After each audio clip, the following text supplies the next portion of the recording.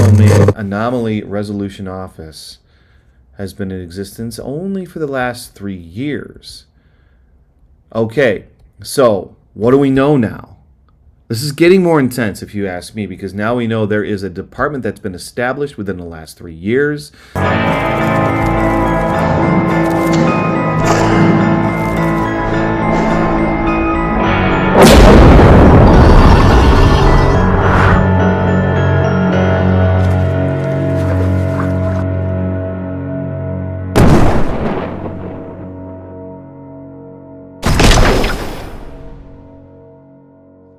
Happy Thanksgiving, everybody. I am very grateful and thankful for all that is to come here at Kili's AI Paranormal Research, but I cannot get my mind off of our last video, which shows that remarkable video of an object being struck by a Hellfire missile with little to no effect. And we started talking about how does the U.S. military categorize a UAP, whether it's an unidentified aerial phenomenon, an unidentified anomalous phenomenon, or as I grew up calling them, UFOs, unidentified flying objects. So what I'm kind of want to know today is, what are the 6 observables the U.S. Air Force uses to categorize UAPs or UFOs? And let's take a look at what we have.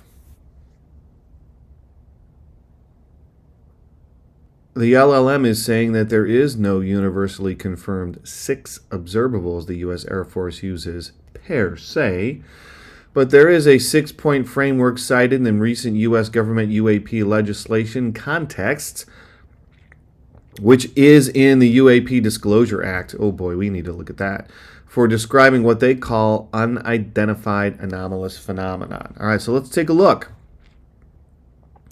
Instantaneous acceleration absent of apparent inertia. Objects that accelerate or change direction very rapidly in ways that defy normal inertial behavior. Hypersonic velocity absent of a thermal signature and sonic shock waves. Very high speeds, but no expected heat or sonic boom. Transmedium travel, the ability to move between environments like air to water or space to ground.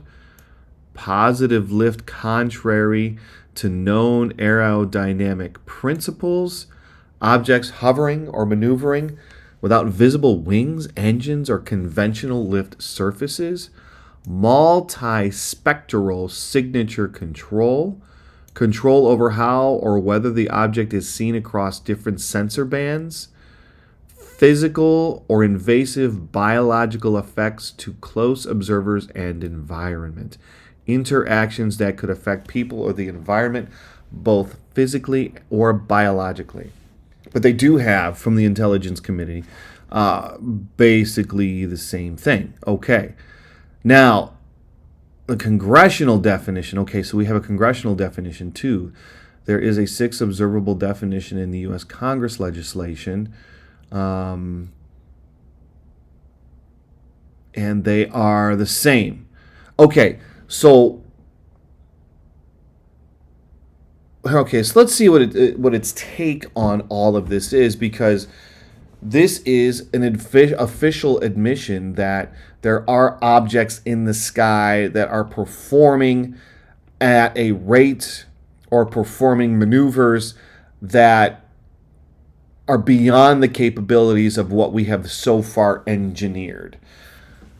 The 6 observables list is partly from Congress via the UAP Disclosure Act, not directly from the DoD technical standard or internal DoD Department of Defense unclassified policy. Some of the 5 observables trace back to earlier UAP research and reporting, being more a formal part of the AARO's classified methodology. So what is the AARO?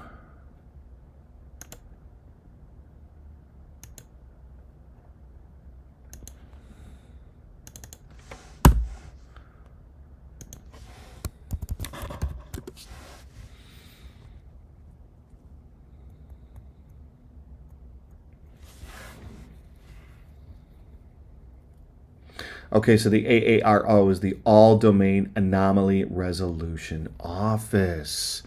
The All Domain Anomaly Resolution Office. Well, what in the heck is that? And how long has the All Domain Anomaly Resolution Office been in existence?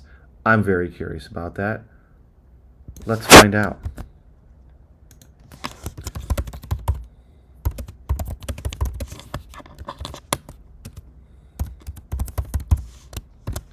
So the All Domain Anomaly Resolution Office has been in existence only for the last 3 years. Okay, so what do we know now? This is getting more intense, if you ask me, because now we know there is a department that's been established within the last 3 years. And it's from the 2022 National Defense Authorization Act. So there is a department now that is investigating or acting on the interests of defense and categorizing UAPs/UFOs. This is fascinating stuff. I told you at the beginning I'm a skeptic. I still am. I want to see it to believe it, but my mind right now is telling me we could be nearing the age of disclosure. We could be nearing what I believe would be the biggest story in the history of humanity. I don't want to overspeak, but the evidence is mounting. All right. That's about all I can process for right now. So we're going to move on. Happy Thanksgiving, everyone. More to come. I don't think I'm done with this yet.